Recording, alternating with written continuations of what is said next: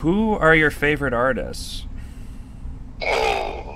Probably, I'd have to say that my favorite artists are the people who are most involved with using words well. Mm-hmm.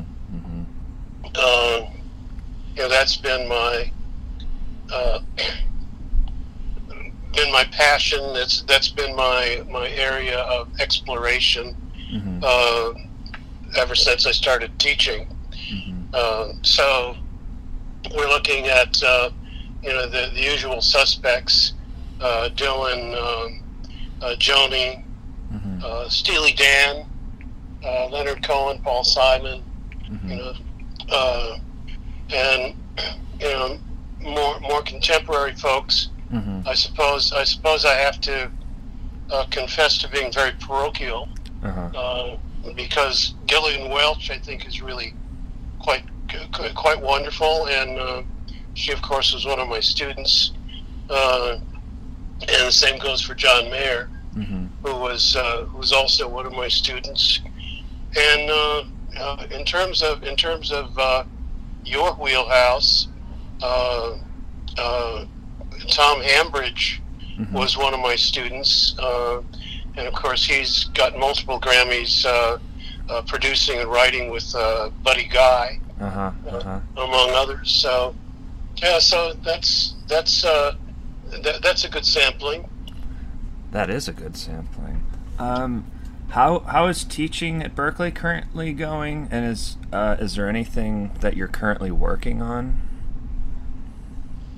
Uh, well, yeah, I'm currently working on several things. One of the things I'm working on right now is we're starting a online master's in songwriting Mm-hmm. at Berklee Online, Mm-hmm. and I'm in the middle of writing a course for that. And Berklee bought Avatar Studios in New York, Mm-hmm. the power station, and that's going to be a series of master's degrees. And I'm also writing a course for the songwriting and production course for the master's degree there. Mm-hmm. Wow, that's incredible. So I've got those two things going on. Yeah. And I may be doing another book, I'm not sure. Mm-hmm. But I've been working on the area of point of view, and there may be a book forthcoming. I don't know. Mm-hmm. Mm-hmm. Can you talk about how the songwriting program was created at Berklee? Was that your creation, or was it kind of like a group effort? Well,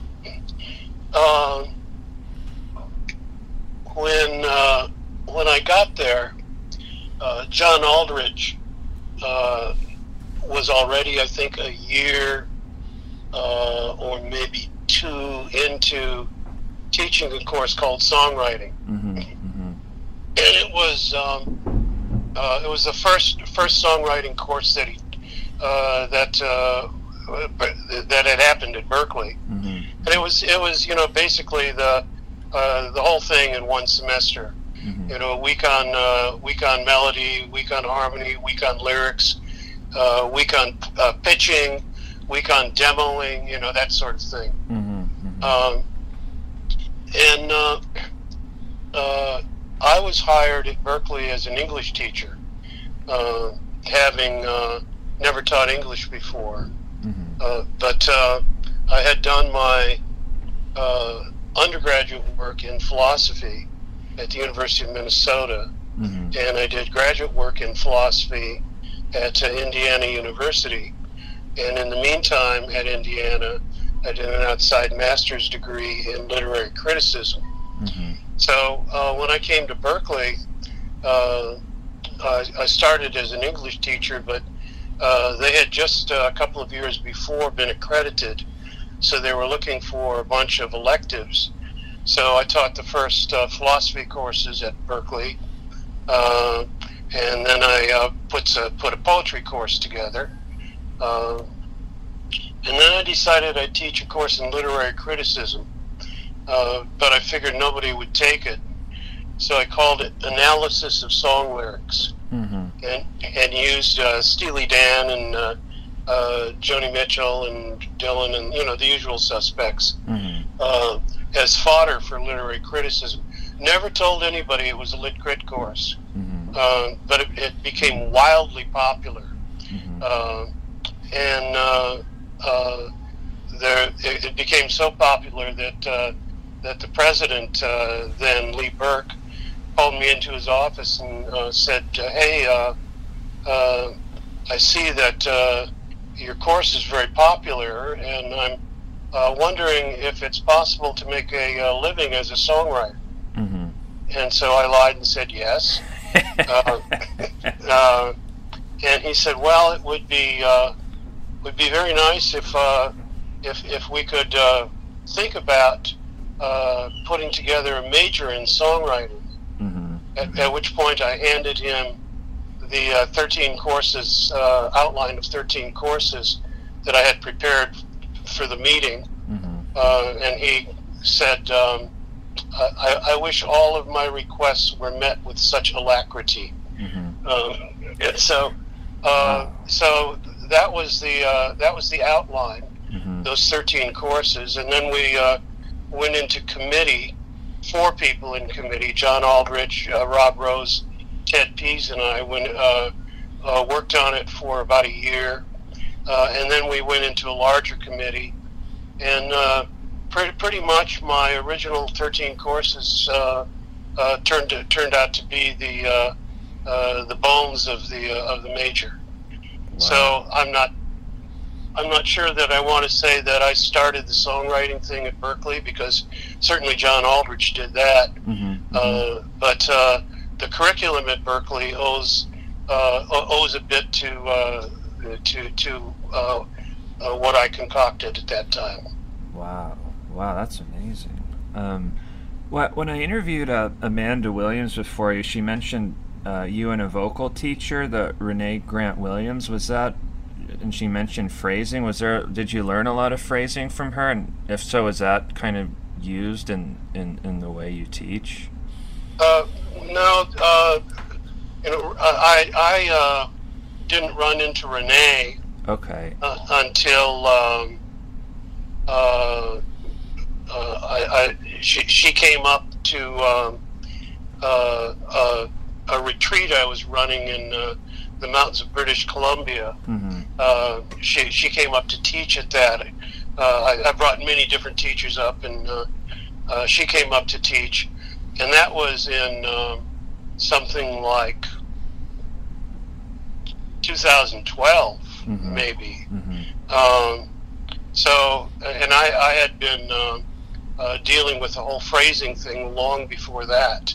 Gotcha. So I don't think that any of the phrasing work that I've done owes anything to Renee, although she certainly does deal with phrasing. And when we spent time together up in British Columbia, we talked about phrasing, and I told her the stuff that I was working on.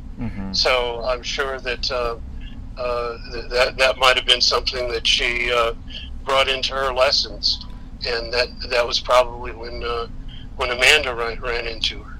Gotcha. What is a Pat Pattison clinic seminar like? Well, I have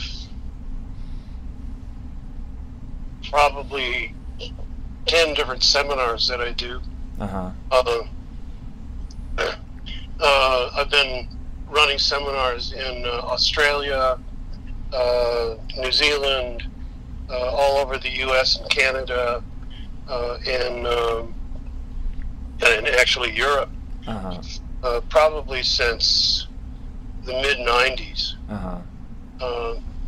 And sometimes they're a 2-day thing. It's generally on one subject. So I'll do a seminar on phrasing, or a seminar on verse development, or a seminar on point of view, or a seminar on metaphor, a seminar on on object writing, a seminar on rhyme, or sonics, and I'll sort of just craft them for whatever time frame we're looking at. I'm doing one on January 16th. Will be a Zoom thing on the 16th. Doing that on writing from a title. Cool. So, and it varies. I've done seminars for as few as 5 or 6 people, and for as many as 500 or 600. Wow. Excellent.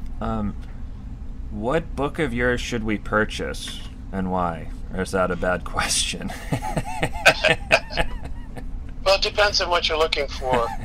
But Writing Better Lyrics has been, I'm proud to say, the sort of go-to book for songwriters for quite some time. It's been either at the top or near the top of Amazon for the last couple of decades anyway. I just on September 18, I just celebrated the 25-year anniversary of that book. Wow. And so that's the one that gets the most attention. I've got and so if you're going to buy one book, I expect that might be the one. I've got one on called Songwriting Without Boundaries, which is deals with coming up with ideas. It's my invention, object writing, and then finding metaphors, extending them, and then writing in templates. And that's been pretty useful, not only to songwriters, but just generally as a writing tool. And then I've got 2 more focused books. One called The Essential Guide to Lyric Form and Structure, and the most recent one, The Essential Guide to Rhyming, which is the 2nd edition, which is why it's the most recent. You taught John Mayer and Gillian Welch. What did they learn from you, and are there like examples you can give from their songs that you could see what they learned or picked up?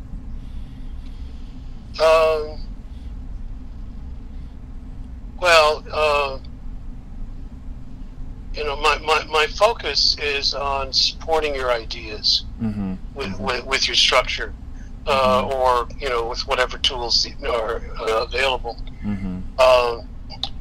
which I call prosody, and that's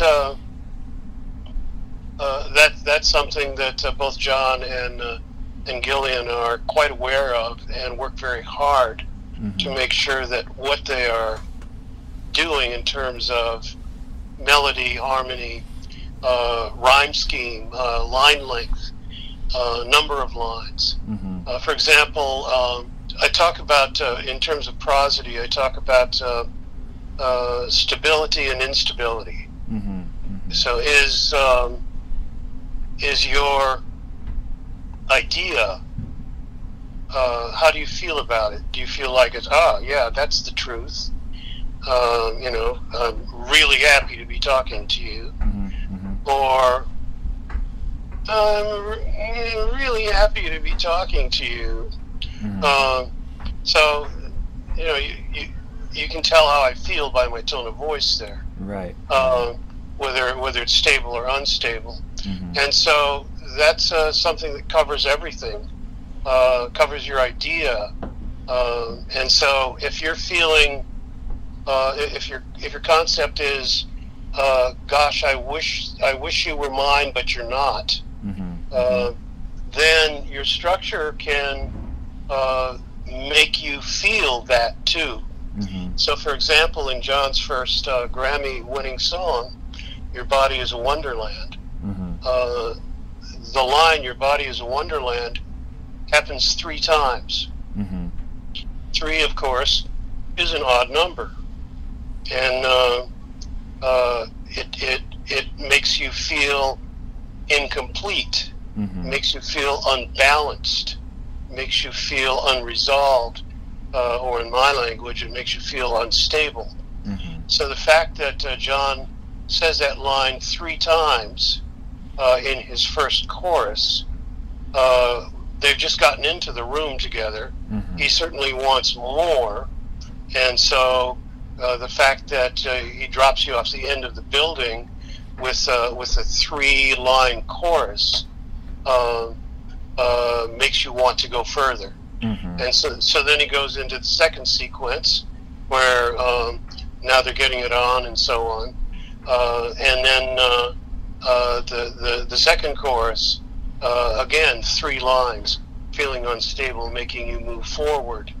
And finally at the end of the song he says it 4 times, which is "Let's have a cigarette."